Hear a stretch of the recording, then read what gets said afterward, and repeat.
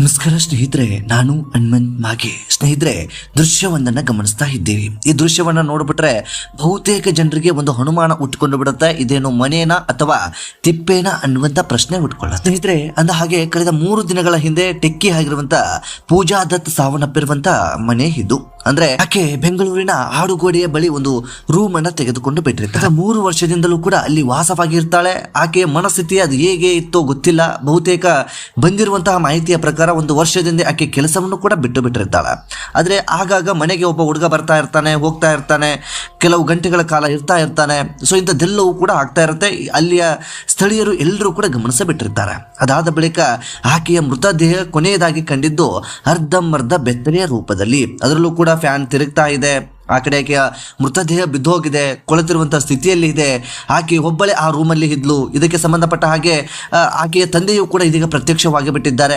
ಆಕೆಯ ತಂದೆಯೂ ಕೂಡ ಇದೀಗ ಸ್ಫೋಟಕ ಮಾಹಿತಿಯನ್ನು ಕೂಡ ಹಂಚಿಕೊಳ್ತಾ ಇದ್ದಾರೆ. ಅಸಲಿಗೆ ಆಕೆ ಮನೆ ಬಿಟ್ಟು ಬಂದಿದ್ದಾದ್ರೂ ಹೇಗೆ, ಮನೆಯವರ ಕಾಂಟ್ಯಾಕ್ಟ್ ಅನ್ನು ಕಳೆದುಕೊಂಡಿದ್ದಾದ್ರೂ ಹೇಗೆ, ಈ ಹಿಂದೆ ಆಕೆಯ ಜೀವನದಲ್ಲಿ ನಡೆದಿರುವಂತಹ ದುರಂತವಾದ್ರೂ ಏನೋ, ಈ ಕುರಿತಾಗಿ ಒಂದಿಷ್ಟು ಮಾಹಿತಿಯನ್ನು ಕೂಡ ಹಂಚಿಕೊಂಡು ಬಿಟ್ಟಿದ್ದಾರೆ. ಅಂದ ಹಾಗೆ ಈಗ ನಾನು ಈ ಸಂದರ್ಭದಲ್ಲಿ ಆಕೆಯ ಘಟನೆಯ ಬಗ್ಗೆ ವಿವರಿಸ್ತಾ ಹೋಗೋದಿಲ್ಲ. ನಿಮ್ಮೆಲ್ಲರಿಗೂ ಕೂಡ ಗೊತ್ತಿರೋ ಹಾಗೆ ಆಕೆ ಯಾವ ರೀತಿಯಾಗಿ ಸಾವನ್ನಪ್ಪಿದ್ಲು, ಯಾವ ರೀತಿಯಾಗಿ ಪತ್ತೆ ಆಗಿದ್ಲು ಎಂಥದ್ದೆಲ್ಲವೂ ಕೂಡ ನಿಮಗೆ ಗೊತ್ತಿರುವಂತಹ ವಿಚಾರ.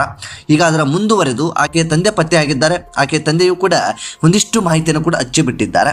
ಹಾಗಾಗಿ ಆ ಒಂದು ಕುರಿತಾಗಿ ಮಾಹಿತಿಯನ್ನು ಕೂಡ ಗಮನಿಸ್ತಾ ಹೋಗೋಣ. ಸಾಧ್ಯವಾದರೆ ಎಲ್ಲರೂ ಕೂಡ ಕೊನೆಯವರೆಗೂ ನೋಡಲೇಬೇಕಾದಂತ ವಿಡಿಯೋ ಇದು. ಸ್ನೇಹಿತರೆ, ನೀವೇನಾದ್ರೂ ನಮ್ಮ ಚಾನೆಲ್ನ ಸಬ್ಸ್ಕ್ರೈಬ್ ಮಾಡಿಕೊಳ್ಳದೆ ವಿಡಿಯೋವನ್ನು ಗಮನಿಸ್ತಾ ಇದ್ರೆ ಈ ಕೂಡಲೇ ಸಬ್ಸ್ಕ್ರೈಬ್ ಮಾಡಿ ಹಾಗೂ ಬೆಲ್ ಐಕನ್ ಕೂಡ ಕ್ಲಿಕ್ ಮಾಡಿಕೊಳ್ಳಿ. ಒಂಟಿಯಾಗಿ ವಾಸ ಮಾಡ್ತಿದ್ದ ಪೂಜಾ ಖಿನ್ನತೆಯಿಂದ ಸಾವನ್ನಪ್ಪಿರುವಂತಹ ಸಾಧ್ಯತೆ ಇದೆ ಎನ್ನುವಂಥದ್ದು ಮೇಲ್ನೋಟಕ್ಕೆ ಗೊತ್ತಾಗ್ತಾ ಇದೆ. ಅಲ್ಲದೆ ಮೃತ ಮಗಳ ಬಗ್ಗೆ ಜಾರ್ಖಂಡ್ನಿಂದ ಬಂದಂಥ ತಂದೆ ಈಗ ಅಚ್ಚರಿಯ ವಿಚಾರವನ್ನು ಕೂಡ ತಿಳಿಸಿಬಿಟ್ಟಿದ್ದಾರೆ. ಸ್ನೇಹಿತರೆ, ಸಿಲಿಕಾನ್ ಸಿಟಿಯಲ್ಲಿ ಜಾರ್ಖಂಡ್ ಮೂಲದ ಪೂಜಾ ದತ್ ಮೃತದೇಹ ಪತ್ತೆಯಾಗಿತ್ತು. ಬೆತ್ತಲೆ ಸ್ಥಿತಿಯಲ್ಲಿ ಸಿಕ್ಕ ಈ ಶವದ ಬಗ್ಗೆ ಹಲವು ಅನುಮಾನಗಳು ಕೂಡ ಮೂಡೋದಕ್ಕೆ ಪ್ರಾರಂಭಿಸಿಬಿಟ್ಟಿದ್ವು. ಬೆಂಗಳೂರಿನ ಆಡುಗೋಡೆ ಪೊಲೀಸರು ಈ ಪ್ರಕರಣ ಸಂಬಂಧಪಟ್ಟ ಹಾಗೆ ತನಿಖೆಯನ್ನು ಕೂಡ ನಡೆಸ್ತಾ ಇದ್ದಾರೆ.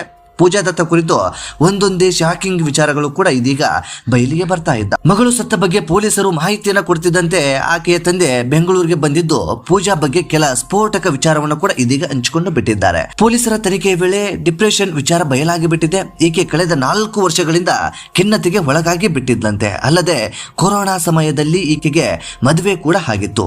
ಆದ್ರೆ ಮದುವೆ ಬಳಿಕ ಕೊರೋನಾ ಸಮಯದಲ್ಲೇ ಗಂಡ ಸಾವನ್ನಪ್ಪಿ ಬಿಡ್ತಾನೆ. ಗಂಡನ ಸಾವಿನ ಬಳಿಕ ಬಹಳ ನೊಂದಿದ್ದ ಪೂಜಾ ಯಾರೊಂದಿಗೂ ಕೂಡ ಮಾತನಾಡ್ತಾ ಇರಲಿಲ್ಲ. ಪೂಜಾ 2023ರಲ್ಲಿ ಕೆಲಸಕ್ಕಾಗಿ ಬೆಂಗಳೂರಿಗೆ ಬಂದು ಬಿಡ್ತಾಳೆ. ಖಾಸಗಿ ಕಂಪನಿಯಲ್ಲಿ ಕೆಲಸಕ್ಕೆ ಸೇರಿದ ಮೇಲೆ ಕುಟುಂಬದವರ ಜೊತೆ ಅಷ್ಟಕ್ಕಷ್ಟೇ ಮಾತನಾಡ್ತಾ ಇರ್ತಿದ್ಲಂತೆ. ಒಂಟಿಯಾಗಿ ವಾಸ ಮಾಡ್ತಿದ್ದ ಪೂಜಾ ಖಿನ್ನತೆಯಿಂದಲೇ ಸಾವನ್ನಪ್ಪಿರುವ ಸಾಧ್ಯತೆ ಇದೆ ಎನ್ನುವ ರೀತಿಯಲ್ಲಿ ಇದೀಗ ಸಂಬಂಧಪಟ್ಟ ಹಾಗೆ ಕುಟುಂಬದವರು ಒಂದಿಷ್ಟು ಮಾಹಿತಿಯನ್ನು ಪೊಲೀಸರೊಟ್ಟಿಗೆ ಹಂಚಿಕೊಂಡು ಬಿಟ್ಟಿದ್ದಾರೆ ಎನ್ನುವಂಥದ್ದು ಸ್ಪಷ್ಟವಾಗಿ ಗೊತ್ತಾಗ್ತಾ ಇದೆ. ಸೆಂಟ್ ಜಾನ್ಸ್ ಆಸ್ಪತ್ರೆಯಲ್ಲಿ ಪೂಜಾ ಮರಣೋತ್ತರ ಪರೀಕ್ಷೆ ನಡೀತಾ ಇದ್ದು, ಮರಣೋತ್ತರ ಪರೀಕ್ಷೆಯ ಬಳಿಕ ಮೃತದೇಹ ಕುಟುಂಬಸ್ಥರಿಗೆ ಹಸ್ತಾಂತರ ಮಾಡಲಾಗುತ್ತೆ. ಪೂಜಾ ತಂದೆ ಹೇಳ್ತಾ ಇರುವಂತದ್ದಾದ್ರೂ ಏನು ಎಂಬುದನ್ನ ಗಮನಿಸೋದಾದ್ರೆ, ಪೂಜಾ ಪೋಷಕರನ್ನ ಪತ್ತೆ ಹಚ್ಚಿ ಪೊಲೀಸರು ಪೂಜಾ ಬಗ್ಗೆ ಒಂದಿಷ್ಟು ಮಾಹಿತಿಯನ್ನು ಹಂಚಿಕೊಂಡು ಬಿಟ್ಟಿದ್ದಾರೆ. ಹೀಗೆ ನಿಮಗೆ ಸಂಬಂಧಪಟ್ಟ ಹಾಗೆ ನಿಮ್ಮ ಮಗಳು ಒಂದು ಮನೆಯಲ್ಲಿ ಈ ರೀತಿಯಾಗಿ ಸಾವನ್ನಪ್ಪಿ ಬಿಟ್ಟಿದ್ದಾಳೆ. ಅದಕ್ಕೆ ಅಸಲಿ ಸತ್ಯಾಸತ್ಯತೆ ಏನು ಎಂಬುದು ಕೂಡ ಗೊತ್ತಾಗಿಲ್ಲ. ಮೂಲತಃ ಆಕೆಯ ID ಕಾರ್ಡ್ ಅಂತದ್ದೆಲ್ಲದರ ಮೂಲದಿಂದಾಗಿ ನೀವುಗಳೇ ಆಕೆಯ ಕುಟುಂಬದವರು ಅನ್ನುವಂಥದ್ದು ಸ್ಪಷ್ಟವಾಗಿ ಗೊತ್ತಾಗ್ತಾ ಇದೆ. ಹಾಗಾಗಿ ಇದಕ್ಕೆ ಸಂಬಂಧಪಟ್ಟ ಹಾಗೆ ಒಂದು ಕ್ಲಾರಿಟಿಯನ್ನು ಕೊಡಿ ಅನ್ನುವ ರೀತಿಯಲ್ಲಿ ಪೊಲೀಸರು ಪೂಜಾ ಸಂಬಂಧಿಕರನ್ನ, ಪೂಜಾ ಕುಟುಂಬದವರನ್ನ ಒಂದು ಕ್ಷಣ ಭೇಟಿ ಹಾಕ್ತಾರೆ, ಪತ್ತೆ ಹಚ್ತಾರೆ. ಪತ್ತೆ ಹಚ್ಚಿ ಮಾಹಿತಿ ನಡೆದಿರುವಂಥದ್ದೆಲ್ಲವನ್ನು ಕೂಡ ಅವರ ಮುಂದೆ ಹಂಚಿಕೊಳ್ತಾರೆ. ಅದಾದ ಬಳಿಕ ಪೂಜಾ ಪೋಷಕರು ಹೌದು ಈಕೆ ನಮ್ಮ ಮಗಳೇ ಅನ್ನುವ ರೀತಿಯಲ್ಲಿ ಮಾಹಿತಿಯನ್ನು ಕೂಡ ಹಂಚಿಕೊಂಡು ಬಿಟ್ಟಿದ್ದಾರೆ. ಮಗಳ ಸಾವಿನ ವಿಚಾರ ತಿಳಿದು ತಂದೆ ಬೆಂಗಳೂರಿಗೂ ಕೂಡ ಬಂದು ಬಿಟ್ಟಿದ್ದಾರೆ. ಪೂಜಾ ಬೆಂಗಳೂರಿಗೆ ಬಂದ ಮೇಲೆ ನಮ್ಮ ಜೊತೆ ಮಾತನಾಡ್ತಾ ಇರೋದನ್ನೇ ಬಿಟ್ಟು ಬಿಟ್ಟಿದ್ಲು. ಪೂಜಾ ಬೆಂಗಳೂರಿಗೆ ಬಂದ ಮೇಲೆ ನಮ್ಮ ಜೊತೆ ಮಾತನಾಡೋದನ್ನೇ ಬಿಟ್ಟಿದ್ದಳು ಎಂದು ಮೃತ ಪೂಜಾ ತಂದೆ ಸನಾತನ್ ದತ್ ಅವರು ಇದೀಗ ಮಾಹಿತಿಯನ್ನು ಕೂಡ ಹಂಚಿಕೊಂಡು ಬಿಟ್ಟಿದ್ದಾರೆ. ಖಾಸಗಿ ಕಂಪನಿಯಲ್ಲಿ ಆಕೆ ಕೆಲಸ ಬಿಟ್ಟೆ ಎಂದು ಹೇಳಿದ್ದು ಅಷ್ಟೇ ನಮಗೆ. ಅದಾದ ಬಳಿಕ ಅವಳು ನಮ್ಮ ಜೊತೆ ಮಾತು ಕೂಡ ಬಿಟ್ಟು ಅವಳ ಕಾಂಟ್ಯಾಕ್ಟ್ ನಂಬರ್ ಕೂಡ ನಮ್ಮ ಬಳಿ ಇರಲಿಲ್ಲ ಅನ್ನುವ ಹಾಗೆ ಅವರ ತಂದೆ ಹೇಳ್ತಾ ಇರುವಂತದ್ದು. 2 ಬಾರಿ ಬೆಂಗಳೂರಿಗೆ ಬಂದಿದ್ದೆ, ಆದ್ರೆ ಆಕೆಯ ಕಾಂಟ್ಯಾಕ್ಟ್ ಕೂಡ ನನಗೆ ಸಿಗ್ಲಿಲ್ಲ ಅನ್ನುವಂಥದ್ದನ್ನ ಸ್ಪಷ್ಟವಾಗಿ ಆಕೆಯ ತಂದೆ ಹೇಳ್ತಾ ಇರುವಂತದ್ದು. ಇನ್ನು ಮೂಲಗಳ ಪ್ರಕಾರ ಆಕೆ ಕಳೆದ 1 ವರ್ಷದ ಹಿಂದೆ ಈ ಒಂದು ಸಿಮ್ ಕಾರ್ಡ್ ಅನ್ನು ತೆಗೆದುಹಾಕಿ ಬಿಟ್ಟಿದ್ಲಂತೆ. 1 ವರ್ಷದ ಹಿಂದೆ ಆ ಒಂದು ಕೆಲಸಕ್ಕೆ ಹೋಗ್ತಾ ಇರುವಂತಹ ಕೆಲಸವನ್ನು ಕೂಡ ಬಿಟ್ಟಿದ್ಲಂತೆ. ಅದು ಯಾವ ಕಾರಣಕ್ಕೆ ಏನು ಅನ್ನೋದು ಕೂಡ ಇದೀಗ ಗೊತ್ತಿಲ್ಲದಂತ ಹಾಗೆ ಬಿಟ್ಟಿದೆ. ಪೊಲೀಸರು ಇದಕ್ಕೆ ಸಂಬಂಧಪಟ್ಟ ಹಾಗೆ ಆಕೆ ಈ ಹಿಂದೆ ಯಾವ ಕಂಪನಿಯಲ್ಲಿ ಕೆಲಸವನ್ನ ಮಾಡ್ತಾ ಇದ್ಲು, ಅಲ್ಲಿ ಏನು ರೀಸನ್ ಅನ್ನು ಕೊಟ್ಟಿದ್ದಾಳೆ, ಆ ಕೆಲಸವನ್ನು ಬಿಡೋದಕ್ಕೆ ಮುಖ್ಯವಾಗಿ ಏನು ಒಂದು ದಾಖಲೆಯನ್ನು ಕೊಟ್ಟಿದ್ದಾಳೆ ಅನ್ನುವ ರೀತಿಯಲ್ಲಿ ಇದೀಗ ಕಂಪನಿಗೂ ಕೂಡ ನೋಟಿಸ್ ಅನ್ನ ಪೊಲೀಸರು ನೀಡಿದ್ದಾರೆ. ಕೇಳಿದ್ದಾರೆ. ಅಸಲಿ ಕಾರಣ ಏನು ಅನ್ನುವಂಥದ್ದನ್ನ ಮಾಹಿತಿ ಕೊಡಿ ಅನ್ನುವ ಹಾಗೆ. ಇನ್ನು ಕಳೆದ 3 ತಿಂಗಳ ಹಿಂದೆ ಆಕೆ ಯಾವುದೇ ರೀತಿಯಾಗಿ ಮೊಬೈಲ್ ಇಂದ ಆಕೆ ಕರೆ ಹೋಗಿರೋದಾಗ್ಲಿ, ಆಕೆ ಮೊಬೈಲ್ಗೆ ಕರೆಗಳು ಬಂದಿರುವಂತದ್ದಾಗ್ಲಿ ಯಾವುದೂ ಕೂಡ ಇಲ್ಲ ಅನ್ನೋದು ಸ್ಪಷ್ಟವಾಗಿ ಗೊತ್ತಾಗ್ತಾ ಇದೆ.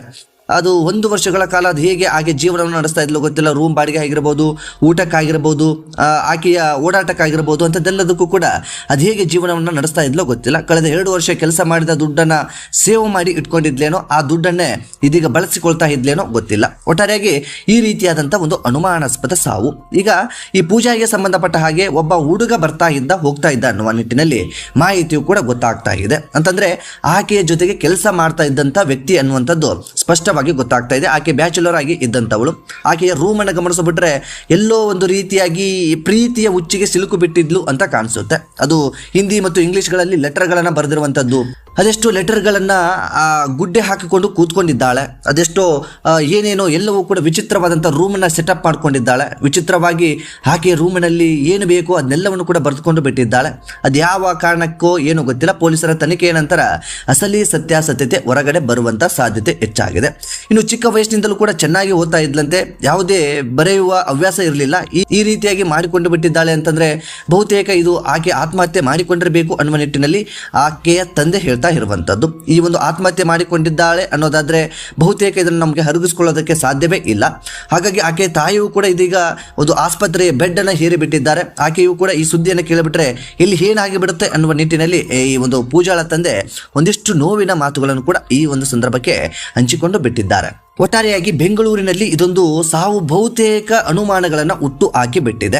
ಏನು ಅಂತಂದ್ರೆ ಒಂದು ಕಡೆ ಆ ಒಂದು ಯುವಕ ಏನು ಬರ್ತಾ ಇದ್ನಲ್ಲ, ಅದರಲ್ಲೂ ಕೂಡ ಈ ಹರೆನಗ್ನ ಸ್ಥಿತಿಯಲ್ಲಿ ಸಿಕ್ಕಿರೋದನ್ನು ಗಮನಿಸಿಬಿಟ್ರೆ ಬಹುತೇಕ ಅನುಮಾನಗಳು ಉಟ್ಕೊಂಡು ಬಿಡ್ತಾವೆ. ಅದರಲ್ಲಿ ಆಕೆ ಮಾನಸಿಕ ಅಸ್ವಸ್ಥ ಆಗಿದ್ರೆ, ಆಕೆ ನೇಣು ಬಿಗಿದ ಸ್ಥಿತಿಯಲ್ಲಿ ಸಿಕ್ಕೊಂಡು ಬಿಟ್ಟಿದ್ರೆ ಆಕೆ ಆತ್ಮಹತ್ಯೆ ಮಾಡಿಕೊಂಡಿರಬಹುದೇನೋ ಅನ್ನುವ ಹಾಗೆ ಅನಿಸ್ತಾ ಇತ್ತು. ಆದ್ರೆ ಫ್ಯಾನ್ ಕೂಡ ಆನಲ್ಲಿದೆ, ಟೇಬಲ್ ಫ್ಯಾನ್ ಆನಲ್ಲಿದೆ, ಅದೇ ರೀತಿಯಾಗಿ ಮೇಲ್ಗಡೆ ಫ್ಯಾನ್ ಕೂಡ ಆನಲ್ಲಿದೆ. ಆಕೆಯ ದೇಹ ಕೊಳೆತ ಸ್ಥಿತಿಯಲ್ಲಿದೆ, ನಗ್ನವಾಗಿರುವಂತಹ ಸ್ಥಿತಿ ಇದೆ. ಆಕೆ ಆ ರೀತಿಯಾಗಿ ಸಾವನ್ನಪ್ಪೋದಕ್ಕೆ ಹೇಗೆ ಸಾಧ್ಯ? ಈ ಎಲ್ಲದರ ನಡುವೆ ಆಕೆ ಒಂದಿಷ್ಟು ಬಾರಿ ಹಾಡುಗಳನ್ನು ಹಾಡ್ತಾ ಇದ್ಲಂತೆ, ಒಬ್ಬಳೆ ಜೋರಾಗಿ ಮಾತನಾಡ್ತಾ ಇದ್ಲಂತೆ. ಯಾರಾದರೂ ಒಂದು ಕ್ಷಣ ಆಕೆಯ ಮುಖವನ್ನು ನೋಡಿಬಿಟ್ರೆ ಅವರಿಗೆ ಮುಖಕ್ಕೆ ಉಗಿದು ಮಾತನಾಡುವ ರೀತಿಯಲ್ಲಿ ಈ ಮಾತನಾಡ್ತಾ ಇದ್ಲಂತೆ. ಈ ರೀತಿಯಾಗಿ ಮಾನಸಿಕವಾಗಿ ಆಕೆ ಒತ್ತಡದಲ್ಲೂ ಕೂಡ ಇದ್ಲು ಅನ್ನುವಂಥದ್ದು ಸ್ಥಳೀಯರು, ಸುತ್ತಮುತ್ತಲಿನವರು ಹೇಳುವಂಥದ್ದು. ಜೊತೆಗೆ ಆಕೆಯ ರೂಮಿಗೆ ಒಬ್ಬ ವ್ಯಕ್ತಿ ಬರ್ತಾ ಇದ್ನಲ್ಲ, ಆ ವ್ಯಕ್ತಿ ಯಾರು? ಆ ವ್ಯಕ್ತಿಯೇ ಈ ಒಂದು ಕೊಲೆಯನ್ನು ಮಾಡಿಬಿಟ್ನ ಅಥವಾ ಈಕೆಯೇ ಆತ್ಮಹತ್ಯೆ ಮಾಡಿಕೊಂಡು ಸಾವನ್ನಪ್ಪಿ ಬಿಟ್ಲ, ಏನಾದರೂ ವಿಷವನ್ನ ಸೇವಿಸಿ ಬಿಟ್ಲ? ಇದೆಲ್ಲವೂ ಕೂಡ ಮರಣೋತ್ತರ ಪರೀಕ್ಷೆಯ ನಂತರವೇ ಗೊತ್ತಾಗುವಂಥ ಸಾಧ್ಯತೆ ಇದೆ. ಒಟ್ಟಾರೆಯಾಗಿ ಇಂಥದ್ದೊಂದು ದುರಂತ ಬೆಂಗಳೂರಿನಷ್ಟೇ ಅಲ್ಲದೆ ಇಡೀ ದೇಶವನ್ನೇ ಒಂದು ಕ್ಷಣ ನಡುಗಿಸಿ ಬಿಟ್ಟಿರುವಂಥ ದುರಂತ ಇದು. ಕೇವಲ 34 ವರ್ಷ, ಇನ್ನು ಬದುಕಿ ಬಾಳಬೇಕಾದಂಥ ವಯಸ್ಸು. ಏನೋ ಒಂದು ದುರಂತ ನಡೆದು ಹೋಗಿಬಿಟ್ಟಿರಬಹುದು ಜೀವನದಲ್ಲಿ.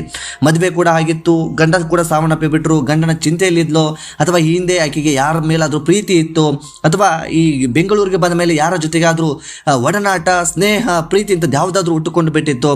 ಅದರೆಲ್ಲದರ ನಡುವೆ ಈಕೆ ಮಗ್ನ ಪ್ರೇಮಿ ಆಗಿ ಬಿಟ್ಟಿದ್ಲು, ಇದ್ಯಾವುದು ಕೂಡ ಗೊತ್ತಿಲ್ಲ.